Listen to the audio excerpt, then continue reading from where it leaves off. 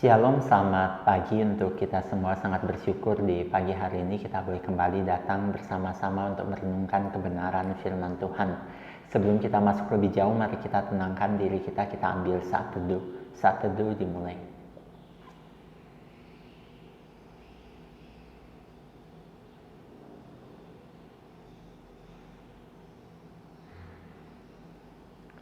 Saat teduh selesai, saat ini kita mau bersama-sama, kita mau naikkan satu pujian. Terima kasih Tuhan.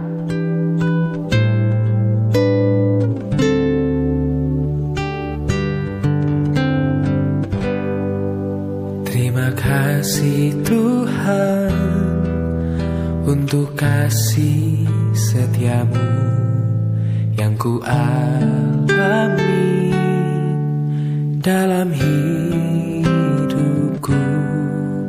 Terima kasih Yesus untuk kebaikanmu sepanjang hidupku.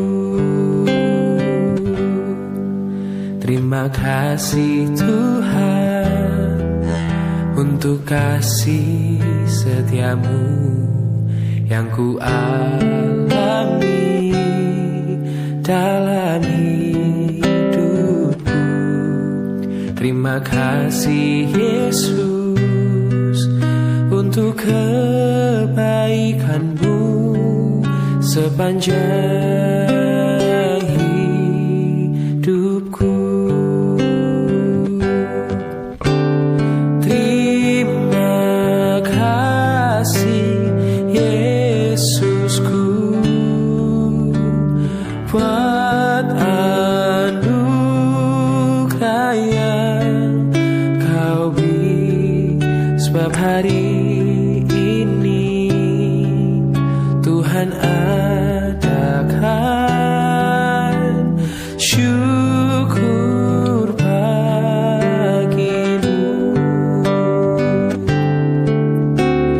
Terima kasih Yesusku buat anugerah yang kau beri, sebab hari ini Tuhan adakan syukur bagimu, sebab hari ini Tuhan adakan syukur bagimu. Oh, sebab hari ini Tuhan adakan syukur bagimu.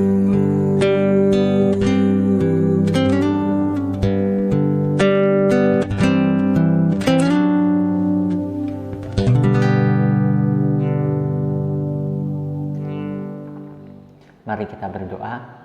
Tuhan, kami bersyukur pada hari ini kami boleh kembali datang bersama-sama untuk merenungkan kebenaran firman-Mu.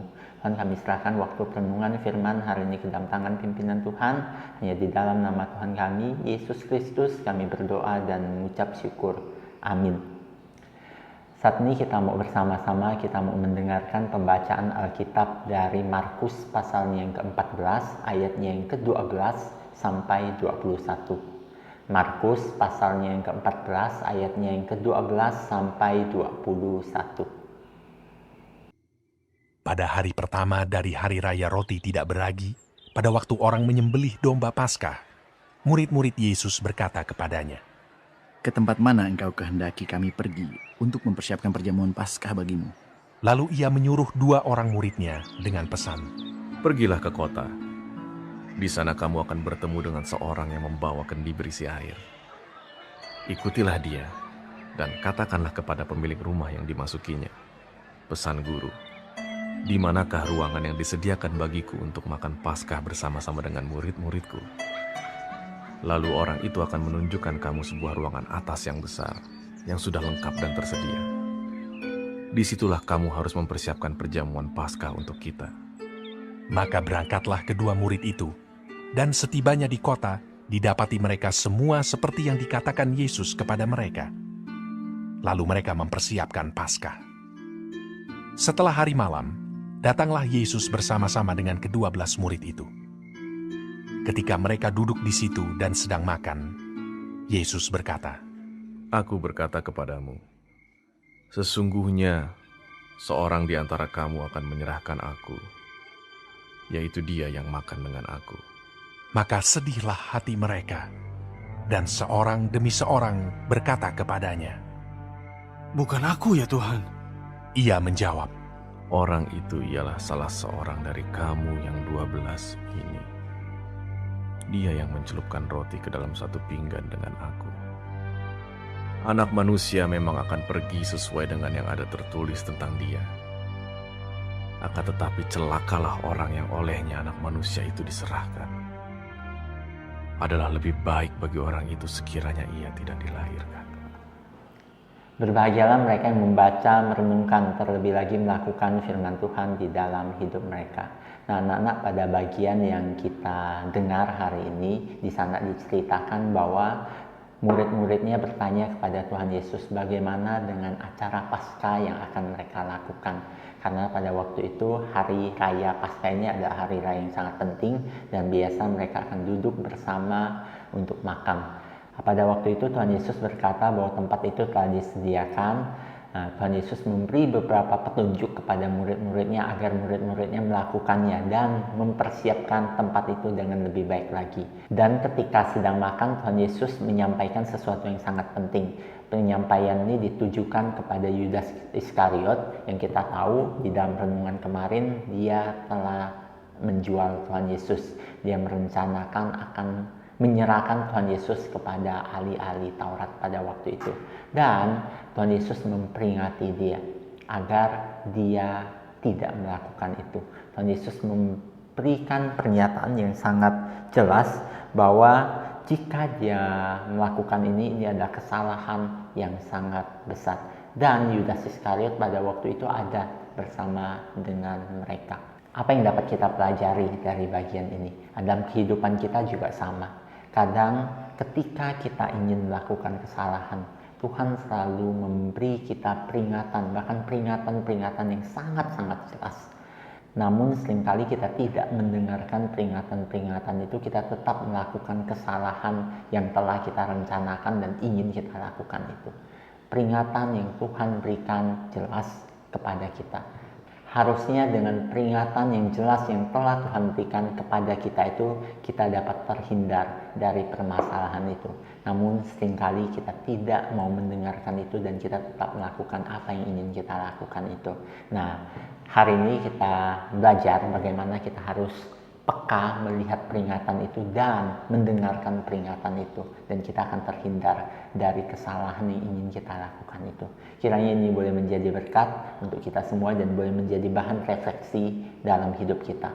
Berapa banyak hal yang kita rencanakan, hal-hal buruk yang kita rencanakan yang telah Tuhan peringati agar kita tidak boleh melakukannya. Misalnya saat ini ketika kita terbiasa nyontek, Tuhan memberi kita satu peringatan yang sangat jelas agar kita tidak melakukan itu. Dengarkan peringatan itu dan berhenti untuk melakukan kesalahan. Kiranya ini boleh menjadi berkat untuk kita semua. Mari kita berdoa. Tuhan, kami bersyukur melalui renungan hari ini kami boleh kembali diingatkan bahwa kasih-Mu begitu besar Tuhan. Ketika kami melakukan kesalahan, seringkali Engkau datang memberi peringatan-peringatan yang begitu jelas untuk kami agar kami tidak melakukannya. Tuhan, mohon Engkau yang tolong kami, mohon Engkau yang bantu kami agar kami boleh terhindar dari segala kesalahan-kesalahan yang ingin kami lakukan. Tuhan, kami menyadari kami seringkali tidak mendengarkan peringatan-peringatan yang Engkau berikan Tuhan. Ampuni kami Tuhan. Dan pada hari ini kami kembali datang menyerahkan untuk proses belajar kami hari ini, proses ulangan yang akan kami ikuti. Kiranya kami boleh mengikuti semua itu dengan baik dan kami boleh mendapatkan nilai yang baik dengan cara yang baik pula.